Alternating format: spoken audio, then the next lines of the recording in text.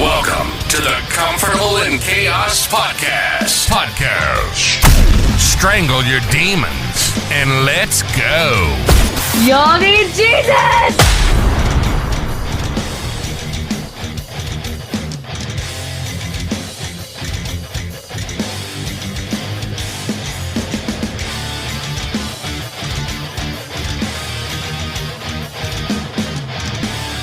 Are you past the point of weary? Are your burdens weighing heavy? Is it all too much to carry? Let me tell you about my Jesus. Welcome to the Comfortable in Chaos Podcast. I am your host, Eric Hellberg, and you know we're like Einstein over here, men. We have no special talents. We're just passionately curious about all things pertaining to men. How in the hell did we get here? And where is it that we want to go? And moreover, I don't give a about your talents. I want to know about your character. I want to know about your loyalty. I want to know about your honor. And what do you do in your day-to-day life to demonstrate that you have some? And then, once we get past that, if you're talented in a certain area, I'll tip my hat to you in respect, and I'll damn sure learn about it with you. It'd be my honor to if you have the other three aforementioned things. So where are we going? I don't use a script. I just talk, but I'm going to go off script here. I started off with Jesus. We know he was persecuted on our behalf. He was in the form of man. When it occurred, he went through everything that we could possibly go through here. Has any other man gone through as much as President Trump has, him and his family? He's had friends indicted, people gone away to prison. He's constantly under the threat of that. It's almost like a fugitive on the run everywhere that he turns. They've done everything to discredit this man, destroy this man, yet he is still standing. And in some of my last week's episodes, you now know why. I'm going to tell you a man can only go through all of that if he has the Lord. And you're going to be like, well, what about what he did? You're going to judge him? You puny, fallen man yourself. And I probably have some listeners that think that way. Not the majority. But you think you can judge him? Okay. Then I guess you don't need a God, right? You're your own God and you're your own judge. Kind of like Engoron, right? Yeah, old Arthur Engoron, the Manhattan Supreme Court judge presiding over his case, President Trump's case in New York. A judge is supposed to be impartial. A judge is supposed to stay above, kind of like an eagle, flaps his wings and just lets that breeze carry him. He doesn't concern himself with what is going on down below. He is above it all until he receives the corresponding information and then makes his ruling. But does Engoron do that? Did you know that Arthur Engoron, who is presiding over President Trump's case in Manhattan, was a visitor to the Obama White House 8 times? 8 times. Now, Barry left there in 2012, officially with the election, which means it went into, that would be 13. No, I've got my dates wrong. Gee whiz. History will laden you. It'll burden you with minutia.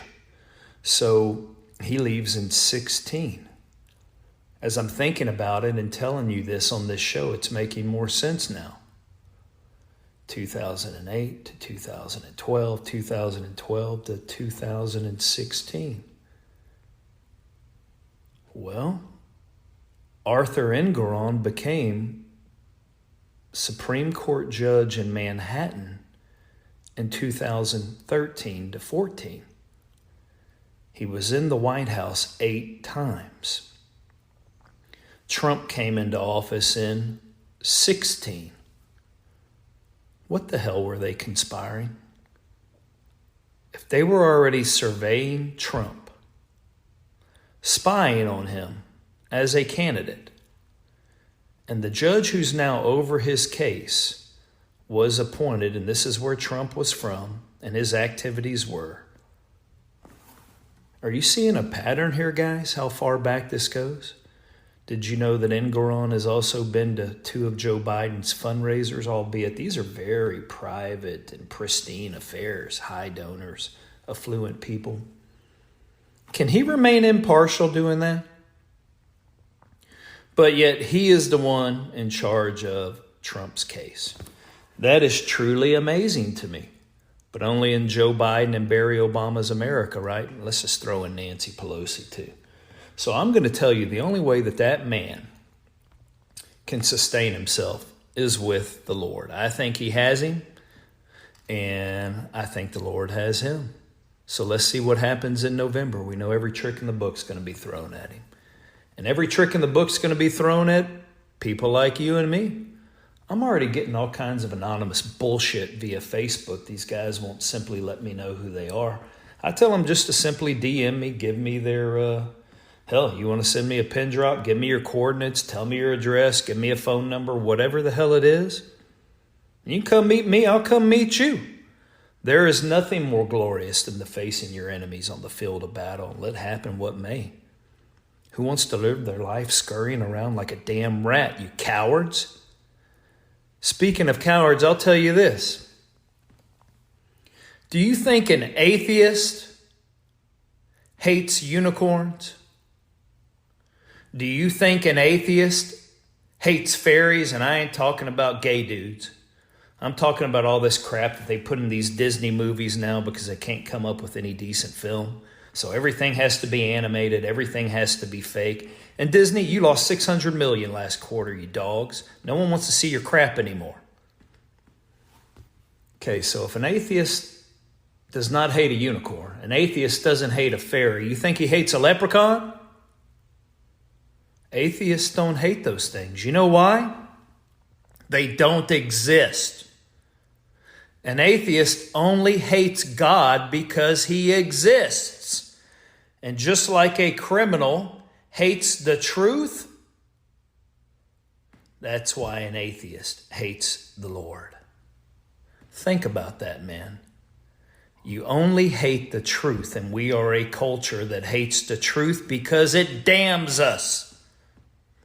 There are consequences, and it is damning, and they can't face it. What's wrong, guys? You're going to wait for Sean Hannity to tell you this while he's getting his makeup put on? Sean Hannity ain't going to tell you any of these things.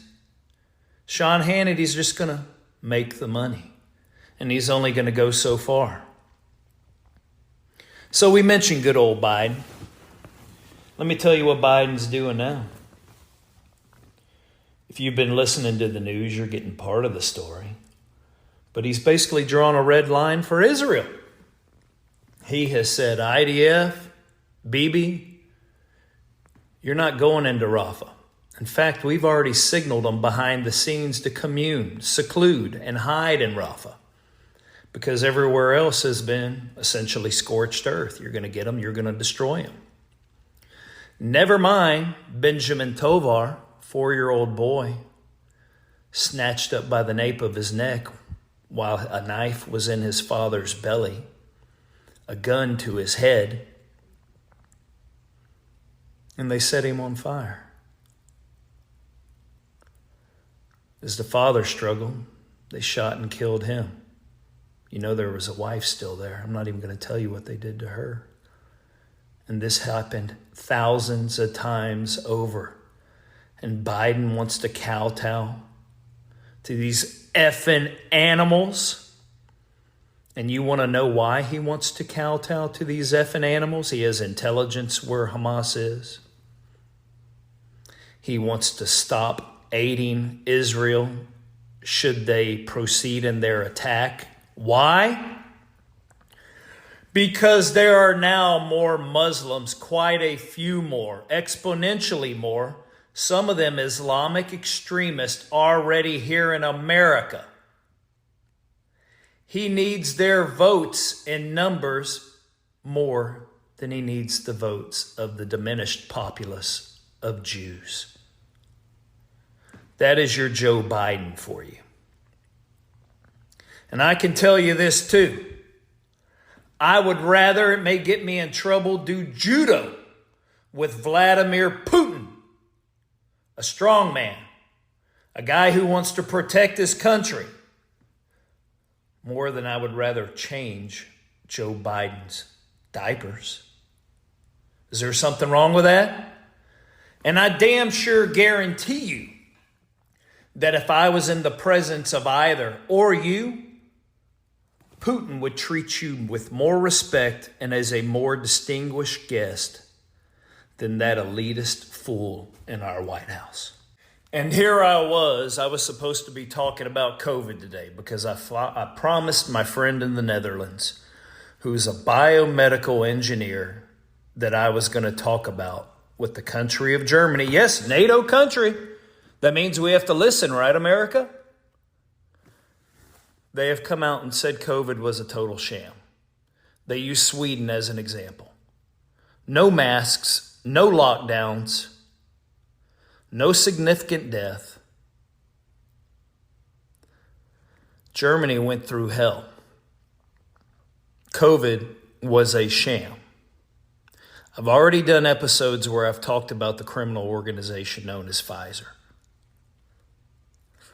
We've already talked about how Merck is now admitting that their vaccines have created a great deal of harm.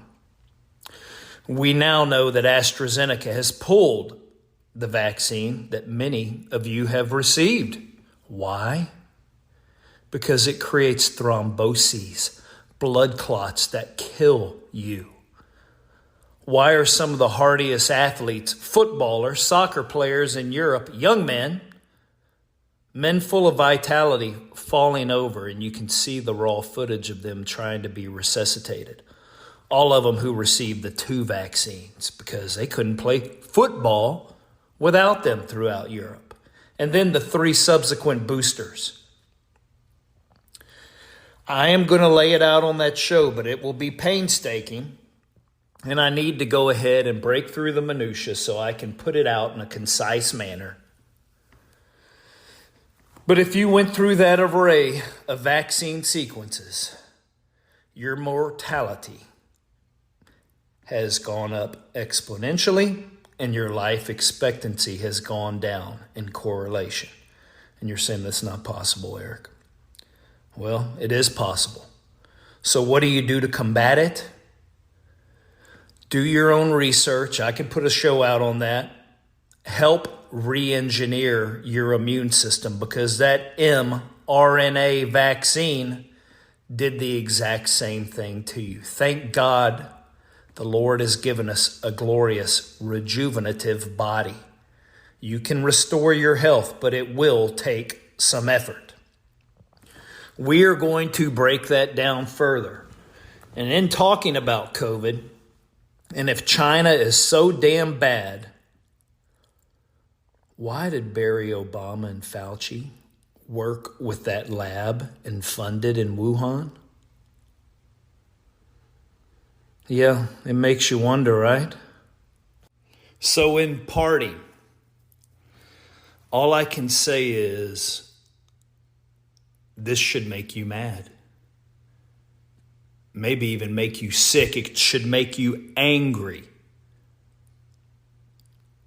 When I look into shows and I prep shows and I get ready to send you all information, it makes me angry.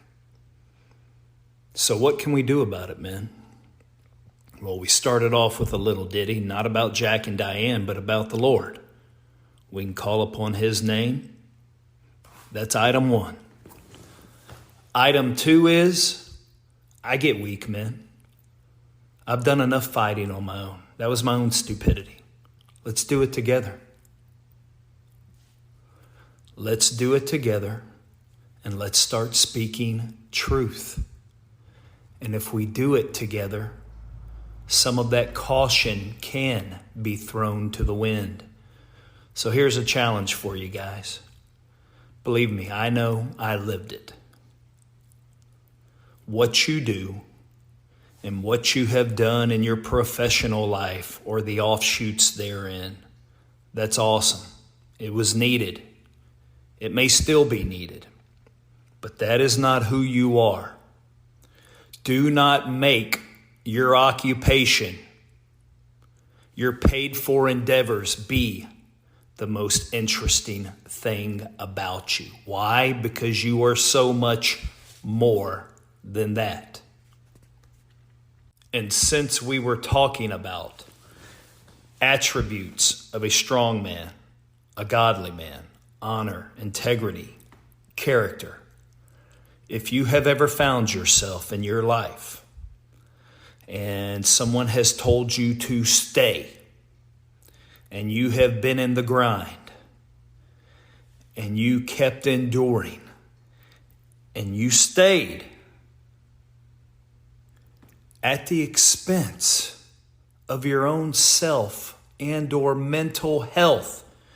In fact, you drove yourself crazy simply for that attribute of loyalty. Well, then you are a strong man. And you do have what it takes. Don't let anyone tell you otherwise. So until next time on the Comfortable in Chaos podcast, I bid you bon voyage, my burgeoning flock. Until next time, like and subscribe to the Comfortable in Chaos podcast.